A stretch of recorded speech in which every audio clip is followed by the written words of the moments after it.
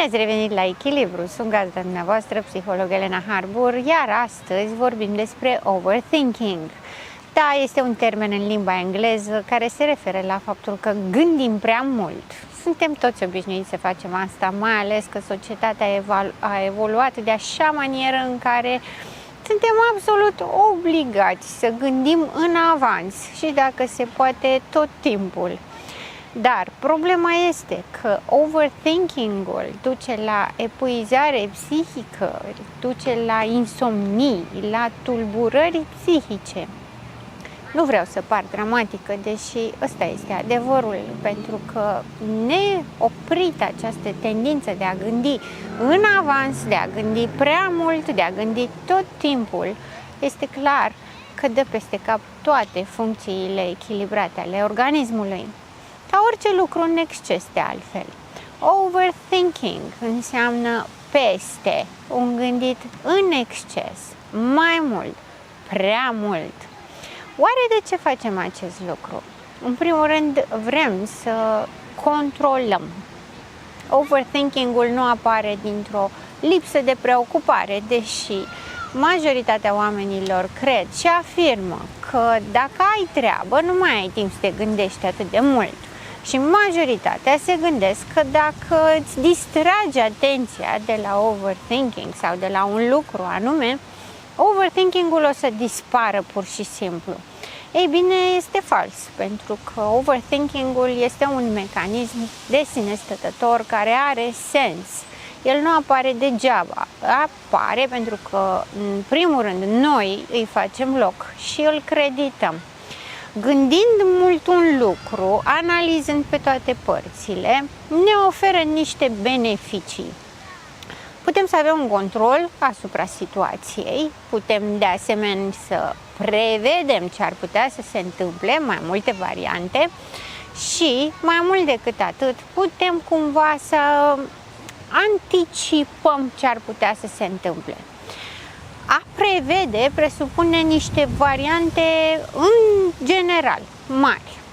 Să putem să anticipăm presupune să facem niște scenarii bine stabilite care să fie în controlul nostru. Ca atare, cumva ne gândim că overthinking-ul ne ajută. Mă preocup atât de mult de un lucru că nu are cum să iasă greșit, nu are cum să nu-mi iasă așa cum îmi doresc. De asemenea, fals. Pentru că dacă a ieșit odată sau de două ori, pentru că i-am acordat atenția necesară, overthinking-ul dimpotrivă face cu totul și cu totul altceva. Overthinking-ul rulează și ruminează, pentru că se mai numește și ruminație, ruminează același lucru și același lucru. De obicei avem tendința să facem overthinking atunci când ne e frică sau când ne obsedează o idee.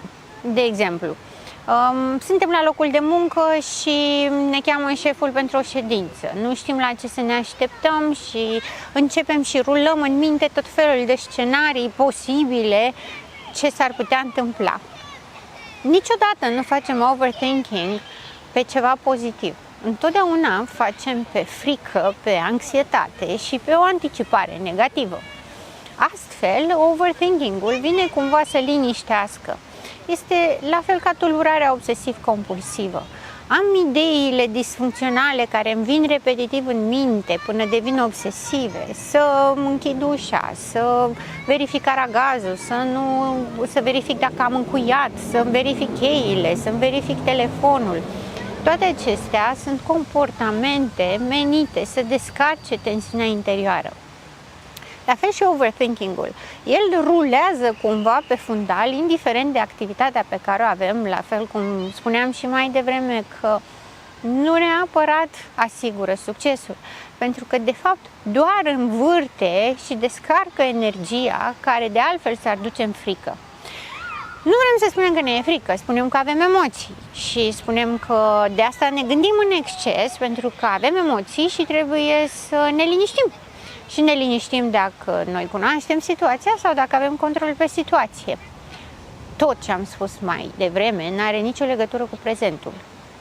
Are legătură cu trecutul, adică fac o anticipare de viitor negativă pentru că în trecut mi s-a întâmplat ceva negativ și atunci învăț, sau chiar poate mi s-a spus la un moment dat că trebuie să fiu mai atent, trebuie să mă gândesc de dinainte, trebuie să-mi planific, trebuie să-mi fac o strategie și atunci îmi rămâne în minte, pe baza experienței din trecut, că eu trebuie să fac un overthinking, sau are legătură cu un viitor pe care nu-l cunosc și atunci intră frica de necunoscut și trebuie să ponderez această frică încercând cumva să controlez situația și contextul, mai puțin pe mine, sau are legătură cu anxietatea socială, am spus ce trebuia sau oare o să mă placă sau sigur am greșit ceva și am stricat totul.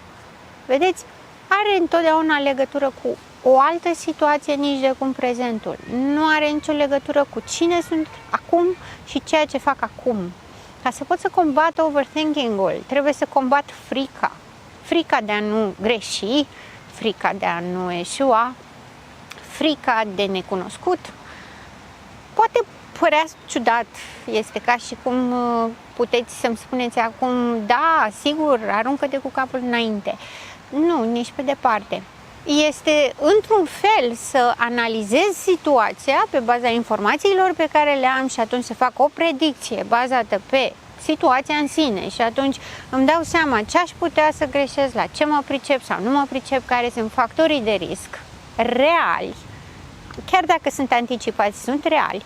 Și este diferit overthinking-ul, care presupune că nu țin cont de nimic din ceea ce ține de situație, ci pur și simplu rulez într-una în mintea mea, de ce mi se întâmplă mie asta, de ce eu, cum ar fi fost dacă aș fi făcut.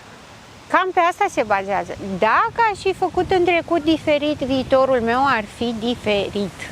Însă, nu avem de unde să știm în realitate acest lucru, pentru că poate ar fi fost diferit, poate n-ar fi fost diferit și ar fi fost la fel.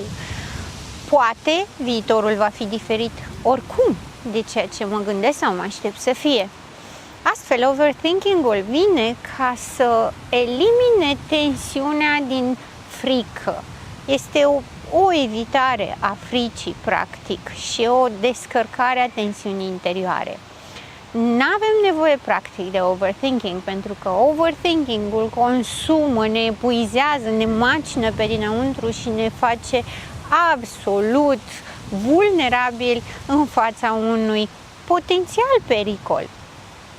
Viitorul poate fi amenințător numai dacă noi ne pierdem în trecut. Dacă noi suntem prezenți în aici și acum și evaluăm situațiile concret și real, cele care sunt în jurul nostru, nu avem cum să nu fim pregătiți pentru viitor. Carpe diem, nu sunt de acord cu această idee. Chiar dacă ea este cumva înălțătoare, să trăiești clipa, să trăiești momentul. Da, pe de altă parte, noi oamenii suntem un complex făcut din experiențele trecute care ne-au amprentat și ne-au format într-un fel sau altul. Viitor, ceea ce ne propunem să fim și să facem, împletite amândouă cu prezentul.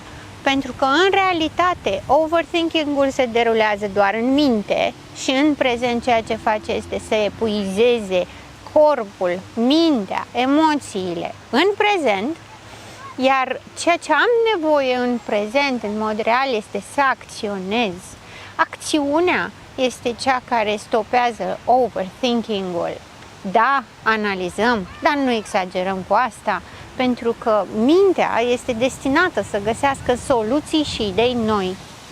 Cu cât mai multe idei noi, cu atât mai multe variante și cu atât mai multe strategii. Și fiecare variantă în parte poate dezvolta alte 5-10 variante în plus. Și uite așa, ne pierdem în ramificații de variante mai mult sau mai puțin posibile, mai mult sau mai puțin plauzibile. Dar realitatea este că ne detașăm de prezent și chiar nu mai știm. Ajungem la confuzie, nu mai putem să luăm decizii, nu mai știm ce vrem și starea de anxietate crește.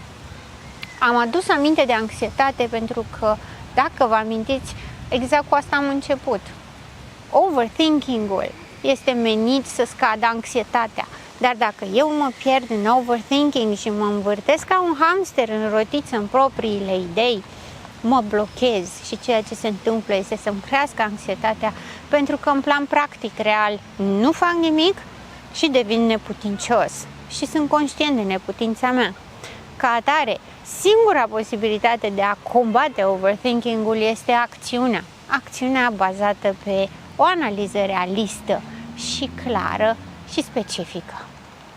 Sper că a fost suficient de interesant pentru dumneavoastră ca să mai îmi lăsați și alte sugestii de subiecte care vă interesează realmente. Sunt gazda dumneavoastră, psiholog Elena Harbur, și până data viitoare, rămâneți în echilibru!